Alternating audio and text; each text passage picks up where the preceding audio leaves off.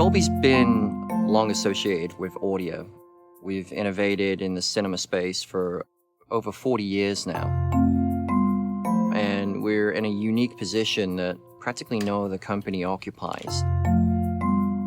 Part of our research effort that's been going on over the past few years was how can we move sound beyond what we've been able to do today, and what would that look like?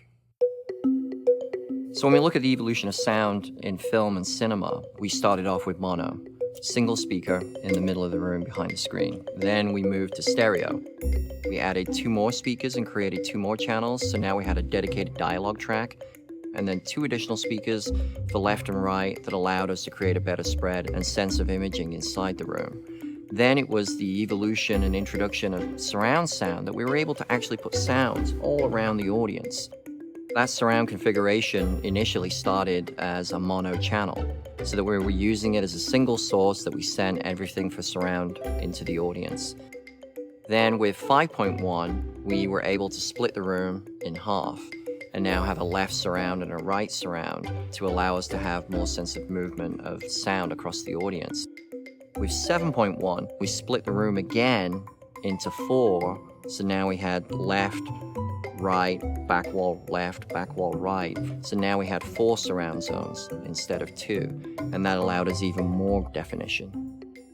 Logic would make sense that the next progression would be like a 9.1 or an 11.1 or even a 13.1. But the feedback that we got from content creators was it wasn't going to be good enough. And that's when we knew we had to make a more bolder step in moving forward. So what if we could start again? What if we could go back and completely redefine how we bring the surround sound experience to audiences? So what Dolby's bringing now is the next generation surround format for the industry. With a channel-based solution as we have today, if we look at how I move something around the audience, in 5.1 we had 2 zones. So if I wanted to create a sensation of movement, it's either here or here. It goes from one side of the room to the other. It doesn't really create that sensation of movement. With 7.1, I can now be on the side, then behind, and then to the side again. So it gives you the sensation of movement, but it doesn't have that precision of movement. So the fundamental shift in what's happening is that now we're migrating away from channels. The ability to move a sound through the room now with objects creates this precision movement, which is referred to as a pan-through array. Now the helicopter has that fluid movement of hitting speaker number 1, speaker number 2, speaker number 3, speaker number 4, and then having that precision as it goes around me in the auditorium. And now by placing speakers over the audience, we can truly create that immersive sound field that now makes it feel like that helicopter is literally buzzing over your head. Overhead surrounds, for the first time, adds that upper hemisphere of sound that we've been missing from films. With the next change of technology that can come to mixers, I think the things that really excites them, especially from a creative point of view, is the flexibility for the first time of being able to unmarry sound. When a film is mixed today, it's made up of many elements, and then all those elements are baked in. You can't go back and pull the ingredient out. But with objects, you could now go back in, remove the object. So if the object was a music soundtrack, we could go in, pull it out, and replace it, and have more finite control and precision in the reproduction of sound. With channel-based solutions as they exist today, one of the problems that we've always faced is how we deliver all of these different formats.